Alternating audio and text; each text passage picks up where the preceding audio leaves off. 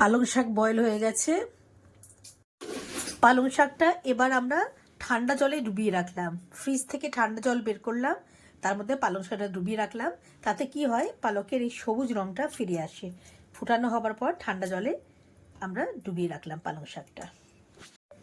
কাঁচা লঙ্কা রসুন রেখেছি।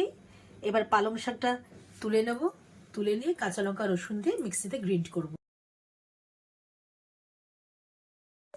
এবার পালং শাকের মধ্যে কাঁচা লঙ্কা রসুন দিয়ে দিলাম, সামান্য নুন দিলাম। নুন, কাঁচা লঙ্কা রসুন, পালং শাক, ঢাকা দিয়ে দিলাম।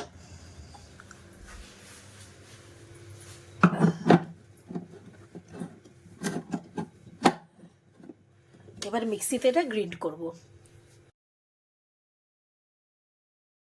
পালং শাক গ্রাইন্ড হয়ে গেছে। আটা নিয়েছি, এর মধ্যে একটু কালো জিরে দিলাম,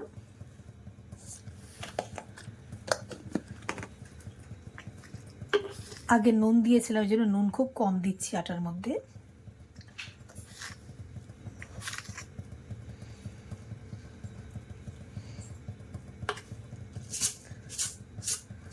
একটু আজওয়াইন দিচ্ছি, আজওয়াইন দিলে টেস্ট খুব ভালো হয় আর হেলদি।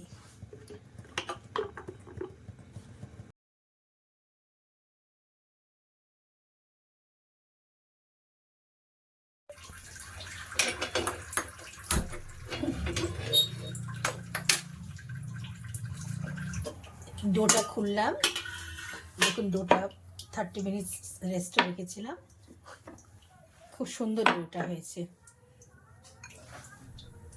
পালকের।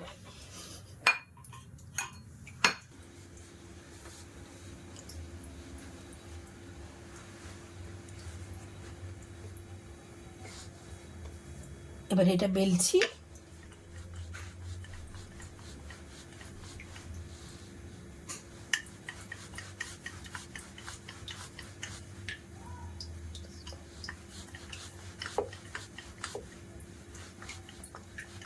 আমি এর মধ্যে ঘি দিলাম, অয়েলের বদলে ঘি দিলাম।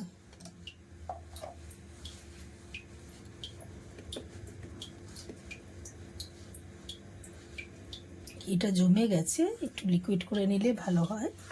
একটু আটা ছড়িয়ে দিলাম, ফোল্ড করে নিলাম রেক্ট্যাঙ্গুলার শেপে।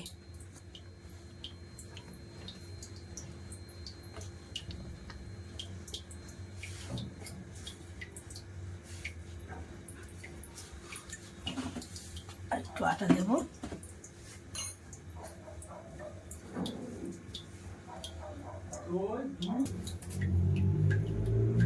বেলা হয়ে গেছে, এবার এটা তাওয়াতে দিয়ে দিচ্ছি।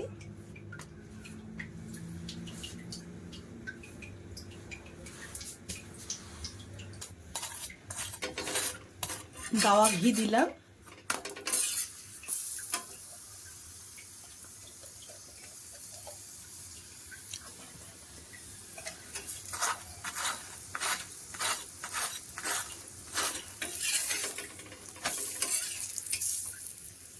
পরোটা ফুলছে বেশ ভালো।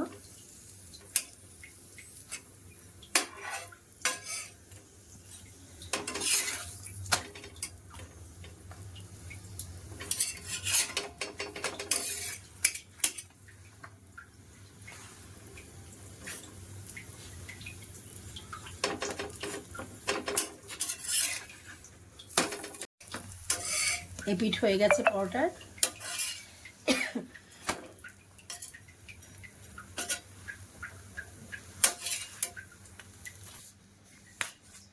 পালকের পরোটা, গরম গরম পরোটা খুব ভালো লাগবে খেতে। আজ আমার মেয়ে বলেছিল পালকের পরোটা খাবে, তার জন্য এটা করে দিলাম। আমি অবশ্য ইনগ্রেডিয়েন্টস আগে আপনাদের দেখিয়ে দিয়েছি। ঘি দিয়ে তৈরি করেছি, আপনারা চাইলে এটা রিফাইন অয়েল বা যে কোনো অয়েল দিয়েও করতে পারেন।